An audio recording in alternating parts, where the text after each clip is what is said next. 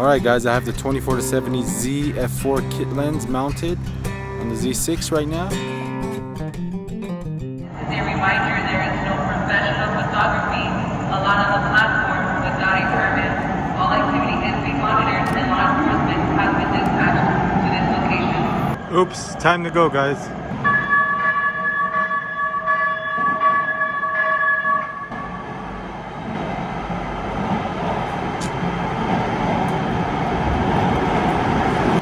Time to go, guys.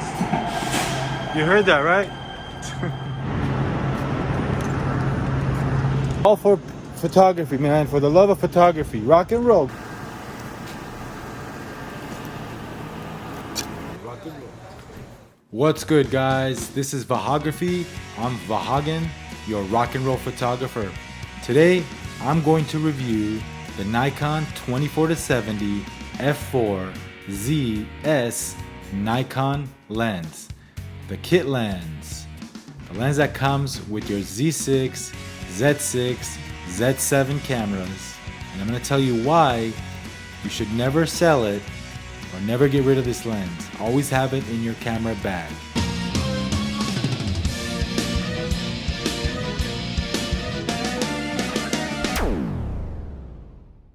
Okay everyone, before I start my review on the 24-70 f4 Z lens, I want to give a special thank you to everyone, to all my subscribers.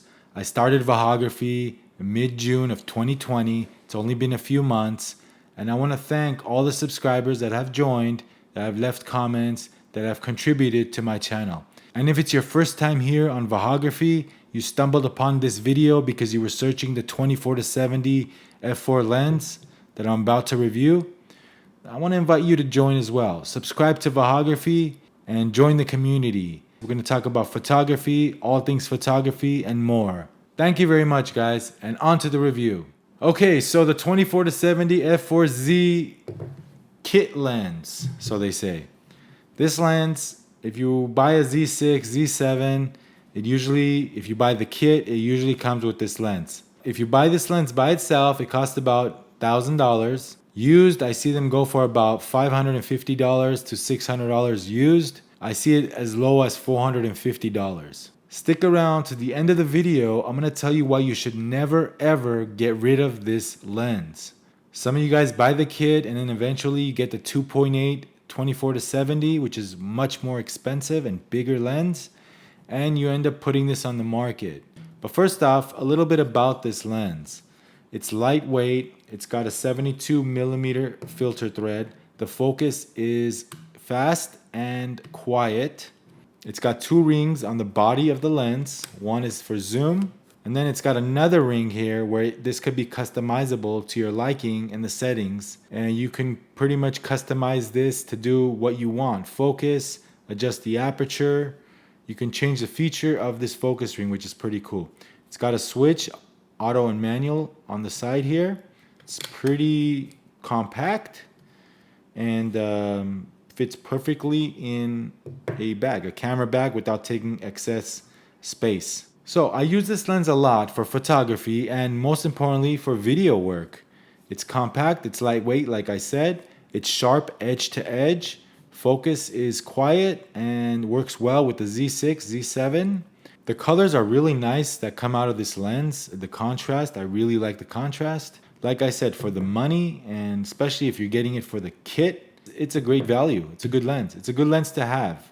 Now, if you watch my reviews in the past, you know when I review a lens, let's say, I like to compare it to something else. Something similar. I'm going to be reviewing this lens and I'm going to be taking some shots with this lens on this review. But also, I'm gonna be comparing it with the 24-70 f2.8 Nikon version 1 G lens. I like to do fun comparisons like this, guys. It makes the video fun. It makes the video a little more educational, fact-worthy, you name it. So I have the FTZ adapter. We're gonna be shooting it with the Z6. And here's a little more information in detail specs of the 24-70 f4 Z6s Nikon lens for the mirrorless Z lineup, the kit lens. So there's a big brother to this lens, which is the 24-70 2.8 lens, which is $2,200. I have not tested that lens. I don't have that lens. I'm sure it's better, bigger, and sharper. I'm betting that it's a far superior lens than the 24-70 f4 in this video. But by how much? That's the million-dollar question.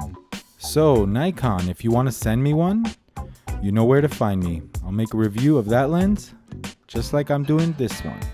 A lot of photographers, when they get the camera, they get this lens as a kit. The question is, would you buy this lens just by itself? Do you think it's overpriced for what it is? Leave a comment down below. If you're thinking about getting this lens or not, if it's worth it, hopefully this video will help you decide. I placed the Z mount lens next to an F mount lens so you guys see the difference between both mounts. The Z mount was introduced a couple years ago along with the Nikon Z mirrorless lineup of cameras. The question still remains, would you pay $1,000 for one of these lenses? Is it worth it? Well, that's for you guys to decide. I'm gonna show you what this lens can do and we'll go from there. One other thing I want to add, the camera will not work, the lens will not work unless you dial the zoom ring in a little bit and then it's ready to go. Alright guys, now it's time for me to head out, take a few sample shots with the 24-70 Z lens, compare it with the 2.8 24-70 G lens, and also I'm planning to do some sample shots when it gets dark. If I'm there long enough, I'll take my tripod, I'll take some long exposure shots, see what happens. So I got there a little bit before sunset. I wanted to do some night shots. As you see, I got the Z6 with the 24-70 f4, and I brought the 24-70 2.8 G lens with the FTZ adapter. Alright guys, it's time to take a picture of that building right there. You see it? Right there. We're going to take a few shots with both lenses. Whenever I'm doing this type of experiment, it's sometimes challenging to get the exact position when I change lenses. So right here, I'm just trying my best to duplicate what I shoot with both lenses. And by the way, for those of you who don't know what that building is, that's Pasadena City Hall in Pasadena, California. Right here in these images side by side, I really like the contrast coming out of the f4, the Z lens. This is cropped a few times over on the previous image, so you can tell the difference on that. Look at the detail coming out of the f4. It looks like I'm getting better contrast from the Z lens than the G lens, the 2.8 lens. The next series of shot is zoomed in on the corner. I wanted to compare the sharpness edge to edge on both lenses. This is the previous picture. Here's a wide shot of both lenses at 24 millimeters. What do you guys think? Are we getting a little more distortion from the G lens? Here's one at 70 millimeters of the little man. And the next series of shot is the same shot but cropped a few times over so you could see the little man there. See which one's sharper. Cropped in a few times over. When I'm shooting these images, the photos that I'm comparing, the focus point is at the same location, just so I could see which lens is ultimately sharper. Here we go in a brick building. Who doesn't like photographing this? Here's one zoomed in to the door of the same image, and corner to corner sharpness on this image of that same image. And who doesn't like bokeh? I like comparing both lenses here at 70 millimeters. And of course the same shot cropped in so you could see the shape and the quality of the bokeh the lens produces with the light bulbs. If the images are going too fast for you, you can always go back and hit pause. When you're attempting experiments like this with two lenses, it's always good to keep the same settings on the camera. I have my bag in here with the other lens. Hopefully this experiment with the two lenses comes out okay. The Z6, no problem. I could just shoot with higher ISO.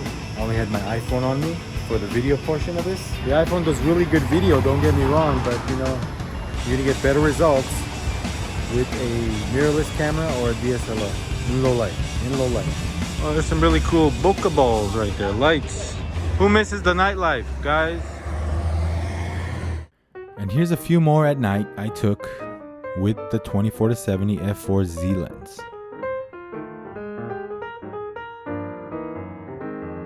Alright guys, I have the 24-70 Z f4 kit lens mounted on the Z6 right now.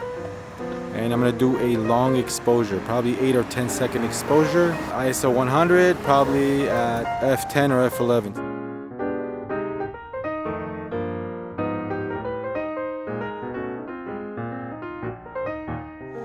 Just waiting for a train, guys. Sounds like one's coming up right now. Walking. Who doesn't love night photography and long exposures? This image is by far the favorite of the night. And I'm glad I got it off on time, because what happens next, which you'll soon find out, was a surprise, a big surprise I wasn't anticipating at all. As a reminder, there is no professional photography allowed on the platform without a permit. All activity is being monitored and law enforcement has been dispatched to this location. Oops, time to go, guys.